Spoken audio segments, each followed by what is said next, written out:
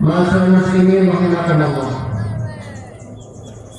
Marilah momen pada hari ini kita jadikan momentum untuk meningkatkan kualitas ketakwaan kita kepada Allah Subhanahu wa Ta'ala dalam arti yang sebenarnya, yaitu menjalankan segala perintah-perintahnya dan menjauhi segala larangan-larangannya, baik dalam keadaan susah ataupun gembira, baik dalam keadaan lapang maupun sempit, baik dalam keadaan ramai maupun dalam keadaan sedih. Sebab takwa adalah sebuah kewajiban bagi setiap umat Islam yang tidak boleh ditunda-tunda, melainkan harus dilaksanakan seketika dan seterusnya selama nyawa masih di kandung badan. Dan salah satu cara kita bertakwa adalah dengan cara bersyukur kepada Allah Subhanahu wa Ta'ala atas segala nikmat yang diberikan oleh Allah. Bersyukur kita diberi umur yang panjang, diberi kesehatan, diberi lapangan rezeki, diberi taufik dan hidayah untuk beriman dan beramal dan lain sebagainya. Allahu Akbar, Allahu Akbar, Allahu Akbar, walillahil hamd. Ma'asyiral muslimin rahimakumullah. Sungguh tidak ada yang lebih bahagia dibandingkan dengan orang yang beriman kepada Allah. Sungguh tidak ada orang yang lebih tenang dibandingkan dengan orang yang telah membersihkan hatinya dari segala sifat kotor. Sungguh tidak ada yang lebih senang dibandingkan dengan orang yang istiqomah dalam amal kebaikan.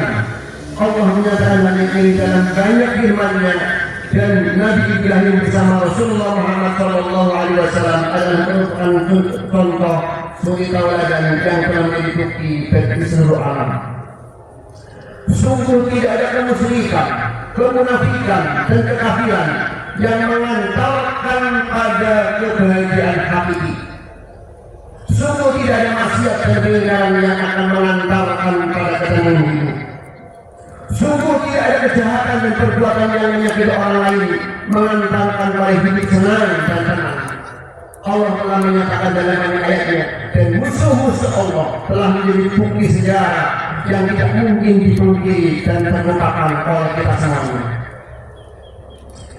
Di manakah Fir'aun yang katanya dulu gagah perkasa, mulai mulia dan mengaku jadi Tuhan?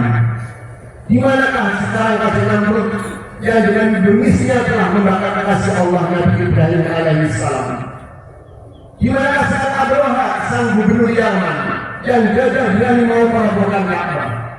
Di manakah sekarang kaum Arab yang menganggap dunia paling hebat sehingga melupakan Allah Subhanahu wa Ta'ala? Di manakah pula kaum yang katanya kaya raya kali bahir itu? Di manakah sekarang Abu Jahal yang matahari tertutup rapat oleh ambisi dan kesombongannya sehingga tidak mau mengambil kemajuan keponakannya sendiri Rasulullah Muhammad SAW? Adakah yang masih mengikut mulia zaman sekarang ini? Tentu saja tidak ada. Allahu Akbar, Allahu Akbar. Ma'asyiral muslimin rahimakumullah. Lagi-lagi kita hadir. Allah Subhanahu wa Ta'ala pada dasarnya mengajarkan banyak hal kepada kita semuanya melalui teladan suci dari Nabi Allah Ibrahim alaihissalam dan keluarganya. Sebagai perintah Allah Subhanahu wa Ta'ala, qad kanat lakum uswatun hasanatun fi Ibrahim wal ladzina ma'ahu. Sungguhnya telah ada suri tauladan yang baik bagimu pada Ibrahim dan orang-orang yang bersama dengannya. Banyak hal yang harus kita teladani dari Ibrahim dan orang-orang yang bersama dengannya. Salah satu yang urgent untuk kita jadikan suri tauladan dan kehidupan kita adalah aspek dari kepemimpinan Nabi Ibrahim alaihissalam. Maka bagi setiap kita mengambil pelajaran dari kepemimpinan Ibrahim menjadi penting. Allah menjelaskan sosok Ibrahim dan karakter dasar yang dimiliki sebagaimana firman-Nya dalam Al-Quran. Sesungguhnya Ibrahim adalah seorang imam yang dapat dijadikan teladan, tapi patuh kepada Allah dan hanif. Dan sekali-kali bukanlah dia termasuk orang-orang yang mempersekutukan Tuhan, lagi yang mempersekutukan nikmat Allah. Allah telah memilihnya dan menunjukinya kepada jalan yang lurus dan memberikan kepadanya kebaikan di dunia, dan sesungguhnya dia benar-benar termasuk orang-orang yang soleh. Pertama adalah keteladanan Nabi Ibrahim di dalam memimpin keluarga. Nabi Ibrahim adalah sosok pribadi yang sukses dalam memimpin keluarganya. sehingga keluarganya menjadi keluarga yang memiliki visi misi yang benar dan mampu berlayar melalui bahtera kehidupan di atas visi-visi mulia itu.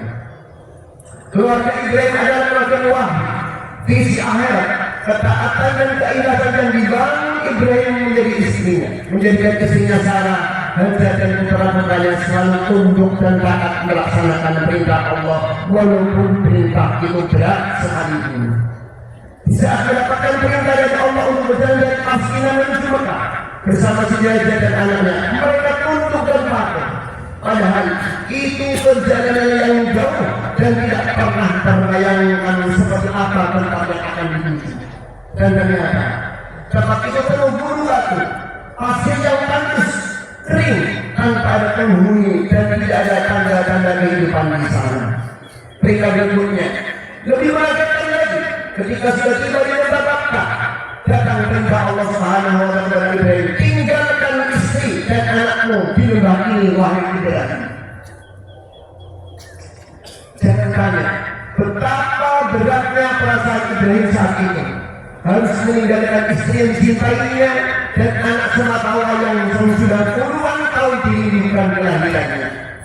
Jangan tanya betapa bergolaknya hati Hajar, ibu muda yang baru melahirkan, ditinggal di tempat yang asing hanya bersama bayi yang baru lahir, sendiri, sepi, panas menyengat di siang hari dan dingin mencekam di malam hari, tak ada tempat bertemu dan berbaring.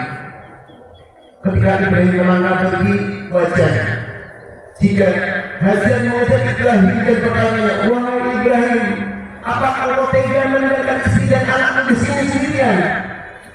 Ibrahim diam dan tetap melangkah pergi tanpa menjawabnya. Berkali-kali Hajar bertanya dan Ibrahim tetap diam tidak menjawabnya.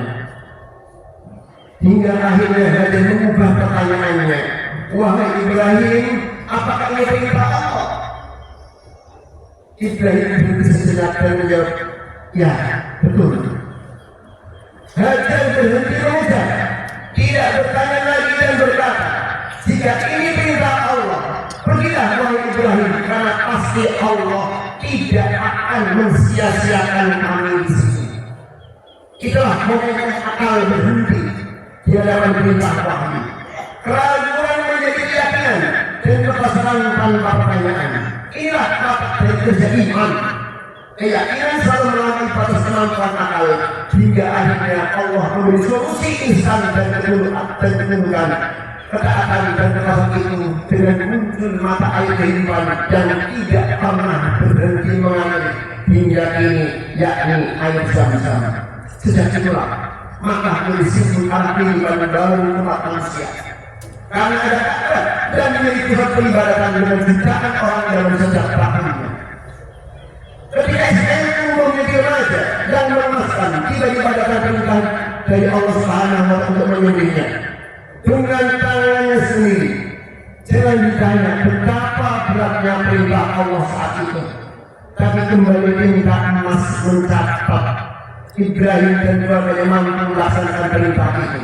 Keteladanan dalam ketundukan, ketaatan, kesabaran dan sikap tawakal dalam menjalani perintah Allah kembali ditunjukkan oleh Nabi Ibrahim alaihissalam. Bahkan Nabi Ismail pada saat itu dengan suara tegas dan tanpa bentar berucap di hadapan bapaknya, ya abati Allah kemarin saat ini insyaallah min sabirin. Wahai ayahku, lakukanlah apa yang diperintahkan kepadamu. Allah insya Allah akan mendapatimu termasuk orang-orang yang sabar. Itu semua karena suksesnya Ibrahim dalam memimpin keluarga dan mendidik mereka dengan pendidikan tauhid. Pertanyaannya adalah, sebagai ilustrasi bagi kita, seperti apa kita memimpin keluarga kita, membangun visi misi kehidupan mereka? Apakah ketundukan, ketaatan dan kesabaran dalam menjalani perintah Allah sudah seperti Ibrahim dan keluarganya? Sudahkah seperti keluarga kita ada rasa ilawa atau enggak? Atau benar dan aku taat atas semua perintah Allah? Atau masih banyak tawaran-tawaran dengan beribu alasan, mulai dari kemalasan sampai kebakaran? Mari kita belajar Ibrahim dalam memimpin keluarga kita masing-masing. apapun posisi kita, apakah sebagai suami, atau sebagai istri, ataupun sebagai seorang anak. Allahu Akbar, Allahu Akbar, Allahu Akbar, walillahil hamd. Muslimin rahimakumullah. Yang kedua adalah pelajaran Ibrahim memimpin umat. Allah telah memilih Nabi Ibrahim sebagai pemimpin bagi umat manusia atas berbagai prestasinya yang gemilang dalam banyak ujian yang telah dilalui. Dalam hal ini Allah Subhanahu menyebutkan dalam Al-Quran. Dan ingatlah ketika Nabi Ibrahim diuji Tuhannya dengan beberapa kalimat atau perintah dan larangan, lalu Ibrahim menunaikannya secara sempurna. Allah berfirman, sesungguhnya aku akan menjadikan pemimpin dari seluruh manusia. Ibrahim berkata, dan saya mohon juga dari keturunanku. Allah berfirman, janjiku ini tidak mencakup orang-orang yang lain. Ujian Allah kepada Nabi Ibrahim alaihissalam cukup banyak. Di antaranya perintah untuk berdakwah memberikan kebaikan umat manusia yang telah terkontaminasi oleh perbuatan syirik. Perintah menolak senjata Makkah dan diperintah untuk meninggalkannya. Perintah menyembelih putranya Ismail, membangun Ka'bah dan membersihkan Ka'bah dari kemusyrikan, menghadapi Raja Namrud dan lain-lain. Selanjutnya Allah mengakui Ibrahim sebagai pemimpin manusia, pemimpin yang berjuang untuk mengangkat martabat rakyatnya agar menjadi bangsa yang izzah berwibawa di mata Allah Subhanahu wa Ta'ala. Nabi Ibrahim juga berharap agar negeri itu kelak akan diwariskan kepada anak cucunya. Tetapi Allah memberikan ketentuan bahwa imamah atau kepemimpinan itu tidak akan diberikan kepada orang-orang yang berbuat zalim, zalim terhadap dirinya dengan berbuat syirik kepada Allah, atau berbuat zalim kepada umat manusia dengan cara mengkhianati amanah yang telah dipercayakan kepadanya. Belajar dari kisah Ibrahim dan memimpin umat Islam harus ambil peran maju ke gelandang untuk menjadi pemimpin-pemimpin umat yang menghantarkan mereka kepada misi hidup yang benar. Karena kalau tidak, maka orang-orang zalimlah yang akan mengambilnya. Dan di akhirat, para pemimpin yang zalim dan pengikutnya akan sama-sama disiksa oleh Allah Subhanahu wa Ta'ala yang ada yang santri. Mari kita simak firman Allah Subhanahu wa Ta'ala dan pada hari ketika mereka dibolak-balikan di neraka. Mereka berkata, alangkah baiknya seandainya kami taat kepada Allah dan taat kepada Rasul. Dan mereka berkata, ya Tuhan kami, sesungguhnya kami telah mentaati pemimpin dan besar-besar kami. Lalu mereka menyesatkan kami dari jalan kebenaran. Ya Tuhan kami, timpakan kepada mereka agar 2 kali lipat dan cukuplah mereka dengan kutukan yang besar. Kepemimpinan di dunia ini memang terkadang jatuh ke tangan orang-orang yang zalim akibat lengah dan lemahnya orang-orang yang soleh. Ada orang-orang soleh yang paling berhak menjadi pemimpin di muka bumi ini. Di mana Allah Subhanahu wa Ta'ala annal arda yajwa ibadiy sholihin. Sesungguhnya bumi ini akan diisi oleh hamba-hamba yang soleh.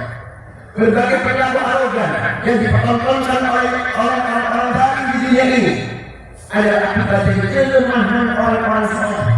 Praktek-praktek buruk seperti korupsi, nepotisme dan berbagai penyalahgunaan dalam pemerintahan yang dilakukan oleh orang-orang zalim adalah akibat dari lemahnya orang-orang yang soleh. Karena itu, orang-orang yang beriman harus memilih orang-orang yang soleh yang memiliki visi dan misi kepemimpinan sebagaimana visi kepemimpinan Nabi Ibrahim, yakni misi dakwah dan reformasi di semua sektor kehidupan.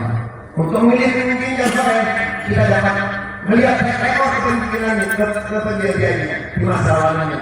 Secara praktikal dia harus baik hubungannya ibadah kepada Allah dan secara horizontal dia selalu berbuat adil dan bijaksana serta penuh kasih sayang dan berakhlak baik kepada samanya. Kondisi anak dan pendidikan keluarga dan anak-anaknya. Karena itu sebagai dasar inilah Nabi Ibrahim alaihissalam dipilih oleh Allah Subhanahu wa Ta'ala sebagai pemimpin bagi semua manusia.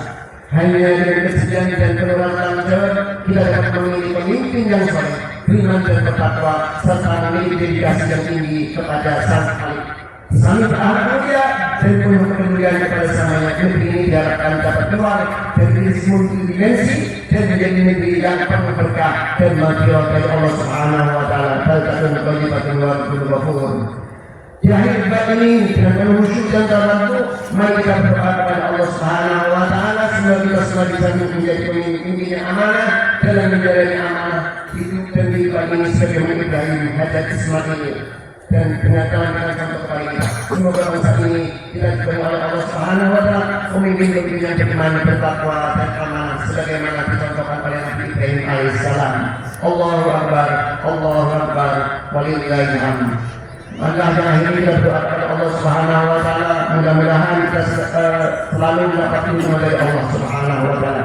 أعوذ بالله من الشيطان الرجيم بسم الله الرحمن الرحيم الحمد لله رب العالمين حمدا يرضي نعمه ويكافئ مزيدا يا ربنا لك الحمد كما ينبغي لجلالك الكريم وعظيم سلطانك اللهم صل وسلم على محمد وعلى اله وصحبه اجمعين ربنا ظلمنا انفسنا وان لم تغفر لنا وترحمنا لنكونن من الخاسرين اللهم اغفر للمؤمنين والمؤمنات والمسلمين والمسلمات الاحياء من الميت منهم قريب مجيب دعوه فيا قاضي الحاجات اللهم ارنا الحق حقا وارزقنا اتباعه وارنا الباطل باطلا وارزقنا اجتنابه اللهم اعنا على ذكرك وشكرك وحسن عبادتك اللهم انصر المجاهدين في فلسطين اللهم انصر المسلمين في فلسطين اللهم اشهد قطعتك على من افسدهم يا الله اللهم اشهد قطعتك على من افسدهم يا الله اللهم اشهد قطعتك على من افسدهم يا الله اللهم تقبل منا انك انت السميع العليم وتب علينا انك انت التواب الرحيم